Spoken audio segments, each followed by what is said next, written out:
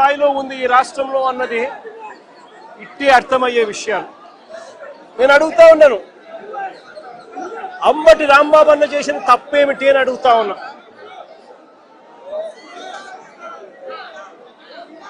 విడుదల రజనమ్మ చేసిన తప్పేమిటి అని అడుగుతా ఉన్నా. జోగి రమేష్ చేసిన తప్పేమిటి అని అడుగుతా ఉన్నా. కరుణాకర్ రెడ్డి తిరుపతి భూముల కరుణాకర్ రెడ్డి చేసిన తప్పేమిటి అని అడుగుతా ఉన్నా. కాకాని గోవర్ధన్ అన్న చేసిన తప్పేమిటి అని అడుగుతా ఉన్నా. బోల బ్రహ్మనాయుడు అన్న చేసిన తప్పేమిటి అని అడుగుతా ఉన్నా. కేవలము చంద్రబాబు నాయుడు గారు అనే వ్యక్తి గత సంవత్సరంన్నర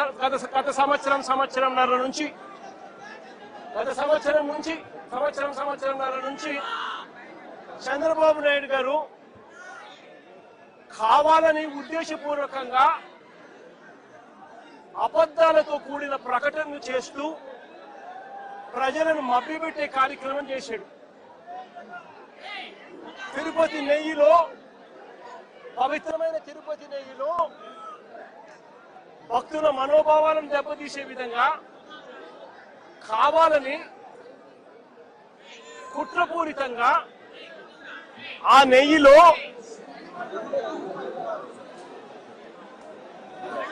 జంతువుల కొవ్వు ఉందని,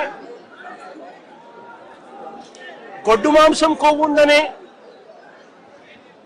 పంది కొవ్వు ఉందని,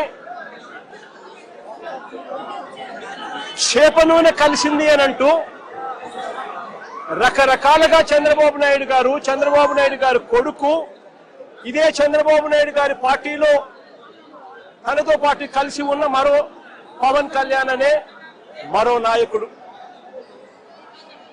ఉద్దేశపూర్వకంగా మన వెంకటేశ్వర స్వామి ప్రతిష్టను మనమే దెబ్బతీస్తున్నాము అని చెప్పి ఏమాత్రము కూడా కనీసము దేవుడంటే భయము లేకుండా, దేవుడంటే భక్తి లేకుండా రాజకీయాల కోసం దేవుడిని ఉపయోగించడం మొదలుపెట్టారు. వీళ్ళు చేసిన ఆరోపణలు ఏదైతే ఉన్నాయో ఆ ఆరోపణలన్నీ కూడా అవాస్తవము అని ఏకంగా NDDB national dairy development board, NDDB, NDRI national development research institute, ఈ రెండు కూడా కేంద్రానికి సంబంధించిన ల్యాబులు. కేంద్రానికి సంబంధించిన ఈ ల్యాబులు వీళ్ళ హయాంలో వీళ్ళు ఇచ్చిన టెస్ట్ శాంపుల్, అవి శాంపులింగ్ టెస్ట్ శాంపుల్ కూడా అనలైజ్ చేసి వాళ్ళు సిబిఐ ఆధ్వర్యంలో అనలైజ్ చేసి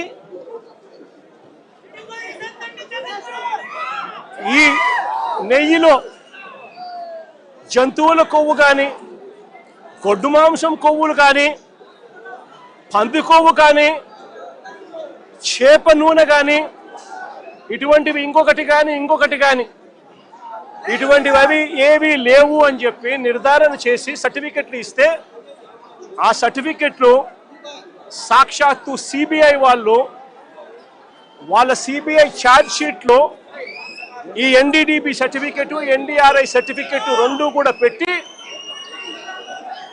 సిబిఐ ఛార్జ్ షీట్ కూడా క్లోజర్ ఇచ్చింది. నేను అడుగుతా ఉన్నా, తప్పు ఒకవేళ చేసుంటే ఆ సిబిఐ ఛార్జ్ షీట్లో వైవి సుబ్బారెడ్డి గారి పేరు, కరుణాకర్ రెడ్డి గారి పేరు ఎందుకు చేర్చలేదు?